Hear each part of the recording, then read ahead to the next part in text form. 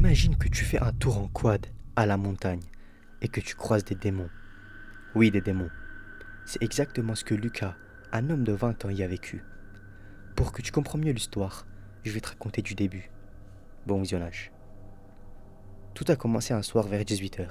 Mon petit frère Antoine m'a dit qu'on ne sortait plus depuis plusieurs jours. Il m'a proposé de prendre les quads et d'aller à la montagne. Il disait que le travail nous fatiguait trop et que c'était le week-end. J'ai accepté. J'ai dit vas-y, on y va. On a pris les quads et on est parti. Mais plus on avançait, plus le ciel devenait sombre. Il commençait à faire nuit. J'ai dit Antoine, on devrait peut-être rentrer à la maison avant qu'il fasse complètement nuit. Mais il a répondu T'inquiète, on connaît le chemin, on reste un peu, puis on entre. On a continué à monter vers la montagne. Puis tout d'un coup, j'ai entendu un rire étrange. J'ai ralenti et j'ai regardé autour de moi. J'ai dit Antoine, t'as entendu? Il a tourné la tête vers moi. Il a dit Entendu quoi? Le rire est venu. Cette fois, Antoine l'a entendu aussi.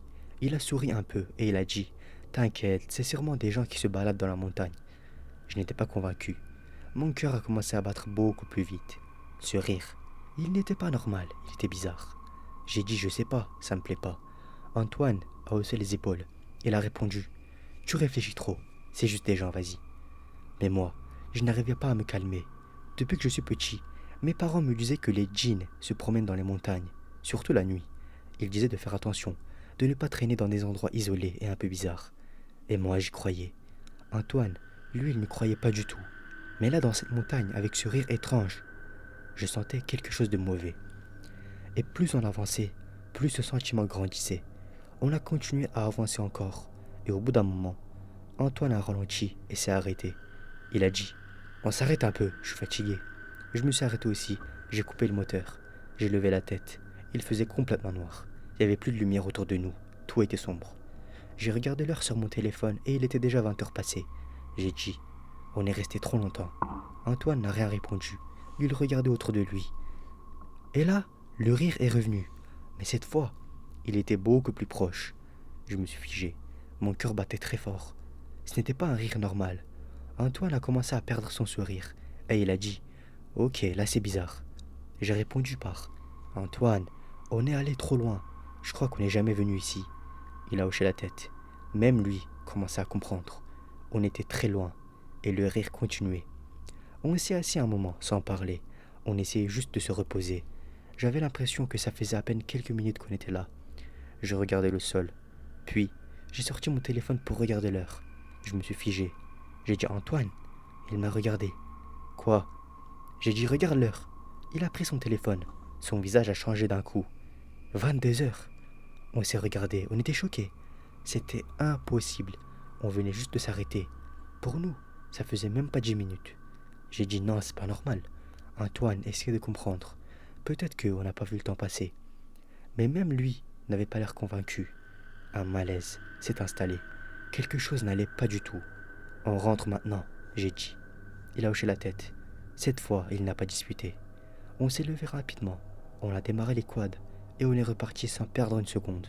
On a roulé pendant longtemps, au moins 1 heure, et peut-être plus. Mais le problème, c'est qu'on n'arrivait toujours pas près de chez nous. C'est pas normal, j'ai dit. Antoine ne répondait plus. Il conduisait, mais je voyais qu'il était inquiet lui aussi. Finalement, on a décidé de s'arrêter encore une fois, juste quelques minutes. On a coupé les moteurs. J'ai regardé l'heure. Il était 23 h. J'ai senti un froid dans le dos. Encore 1 heure, mais on n'est toujours pas sorti. Antoine a soufflé. On repart, on reste pas ici. J'ai regardé autour de moi, et cette fois, j'ai vraiment fait attention. On était en plein milieu de la forêt. Il y avait juste des arbres autour de nous. On est remonté rapidement sur les quads. Antoine a essayé de démarrer, mais rien. Le moteur ne répondait pas. J'ai dit attends, j'ai essayé le mien, mais rien non plus. On a essayé encore et encore, mais toujours rien. Peut-être qu'on n'a plus d'essence, a dit Antoine. J'ai pris mon téléphone et j'ai allumé le flash. J'ai ouvert le réservoir. J'ai regardé à l'intérieur. Il était plein.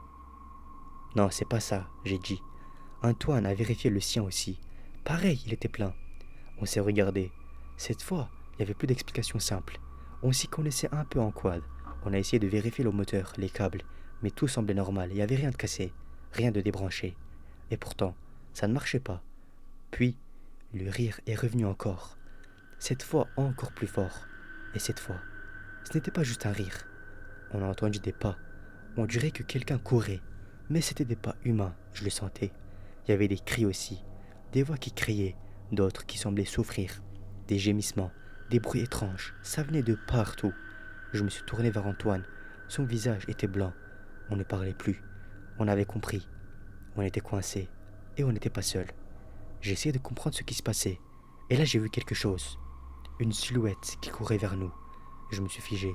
Mon cœur s'est arrêté un instant. C'était une silhouette humaine. Mais j'ai regardé attentivement. Non, c'est pas un humain. Il était complètement déformé. Il ressemblait à un humain, mais il ne l'était pas. Elle courait droit vers nous. J'ai crié de toutes mes forces. Mes jambes ont lâché et je suis tombé au sol. J'ai crié de toutes mes forces. Antoine s'est tourné vers moi. Il a crié: qu'est-ce qu'il y a? J'ai pointé du doigt. J'ai dit: là, regarde là-bas. Il a regardé dans la direction et il a dit: mais y a rien. Je respirais vite et je n'arrivais plus à parler correctement. Il s'est approché de moi et il m'a dit calmement: calme-toi, c'est rien. Tu fais une crise de panique, c'est normal. Je voulais répondre, mais quelque chose m'a forcé à lever la tête. Et là, mon sang s'est glacé. Autour de nous, dans la forêt, il y avait plein de silhouettes. Ils étaient tous habillés en blanc. Leurs vêtements étaient déchirés et il y avait des taches. Mais on ne voyait pas leur visage. Il y en avait des dizaines, peut-être plus. Je n'arrivais plus à respirer. Antoine a suivi mon regard. Et cette fois, il les a vus aussi. Son visage a changé immédiatement. Ses yeux se sont agrandis. Puis, il a commencé à crier lui aussi, en disant: c'est quoi ça? On était entourés. Les silhouettes ont commencé à bouger lentement. Elles se rapprochaient de nous. Et en même temps, on entendait un son bizarre. Comme si quelqu'un se faisait torturer. La voix était horrible. Vraiment horrible. Mon cœur battait très fort. J'ai commencé à réciter des prières. J'ai dit à mon frère: Antoine, reste calme. Mais lui, il n'allait pas bien du tout. Sa respiration est devenue rapide. Il tremblait. Il regardait partout sans comprendre. Puis, il est tombé au sol. J'ai crié: Antoine! Je me suis penché sur lui. Je l'ai secoué. Réveille-toi, s'il te plaît. Mais il ne bougeait pas. J'étais seul. Les silhouettes continuaient de s'approcher. Puis j'en ai vu un autre. Au loin, encore plus sombre que les autres. Et il courait vers moi cette fois-ci. Je me suis mis à pleurer. Je n'avais plus de force. Je ne pouvais plus courir. Je ne pouvais rien faire. Je suis resté là à genoux à attendre. Elle est arrivée en quelques secondes. Et soudain, elle a sauté sur moi. Ses mains ont attrapé mon cou. J'ai senti une pression forte. Je ne pouvais plus respirer. J'ai fermé les yeux et j'ai continué à prier dans ma tête. Et au moment où mes mains serraient mon cou, tout a disparu. D'un coup, plus de pression, plus de présence. J'ai ouvert les yeux, mais il n'y avait plus rien. Plus aucune silhouette. Plus aucun bruit. Comme si rien ne s'était passé. Je suis resté là quelques secondes sans comprendre. Je bougeais pas. Je me suis tourné vers Antoine. Antoine, réveille-toi. Je l'ai secoué, s'il te plaît, réveille-toi. Après quelques secondes, il a bougé. Il a ouvert les yeux. Qu'est-ce qui s'est passé? Il a dit. Je n'ai même pas répondu. On part maintenant, j'ai dit. On s'est relevé comme on pouvait. Nos jambes tremblaient. On est remonté sur les quads. J'ai tourné la clé. Et le moteur a démarré cette fois-ci. Je me suis figé une seconde. Tout à l'heure, ça ne marchait pas, et maintenant, oui. Antoine a démarré le sien aussi. On ne s'est même pas regardé. On a juste commencé à rouler. Nos mains tremblaient sur le guidon. On n'arrivait même pas à tenir correctement. Mes yeux étaient encore pleins de larmes. Je pleurais encore, sans m'en rendre compte. Et même en roulant, on entendait encore des choses. Des rires, des cris, des bruits de pas derrière nous. Je n'osais pas me retourner. Je continuais à avancer. On roulait, mais la route ne finissait pas. Normalement, on connaissait très bien ce chemin. On était déjà venu plusieurs fois.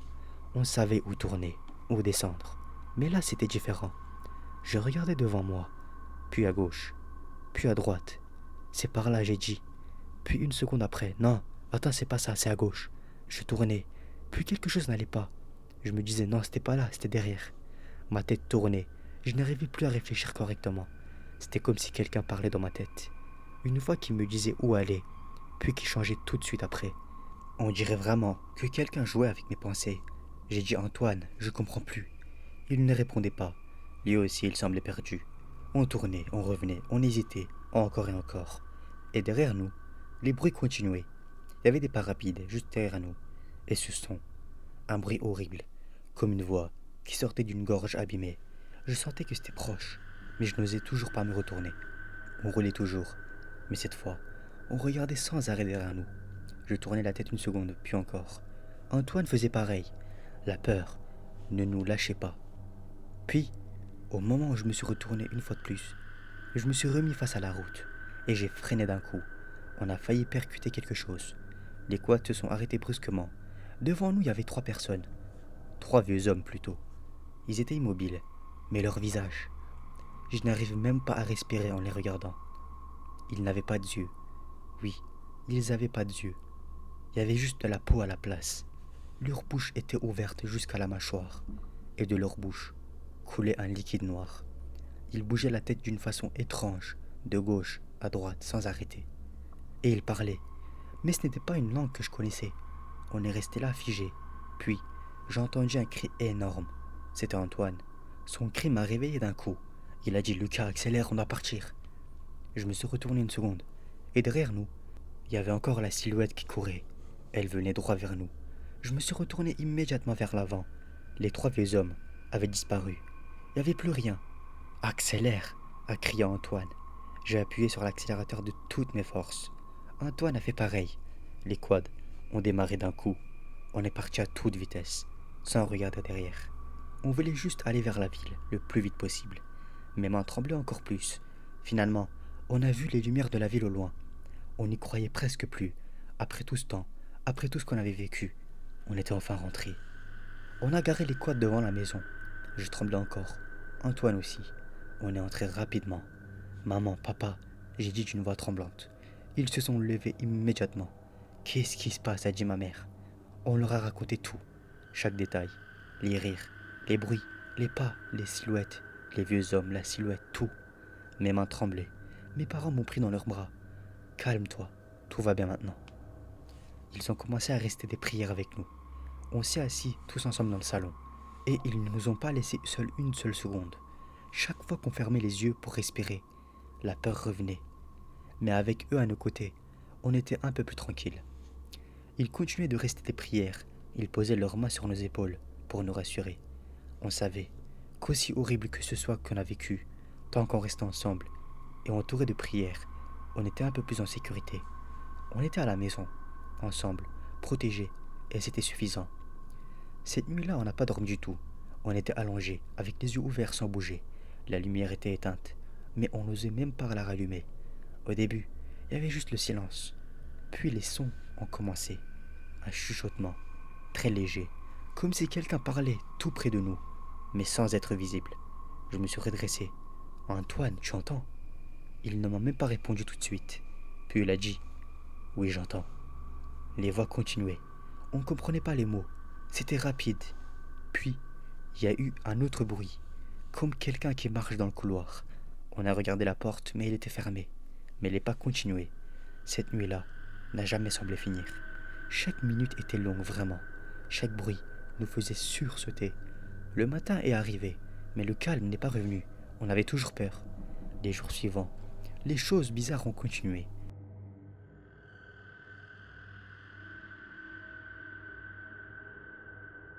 Parfois la nuit, des bruits de pas revenaient. Et ce n'était pas tout.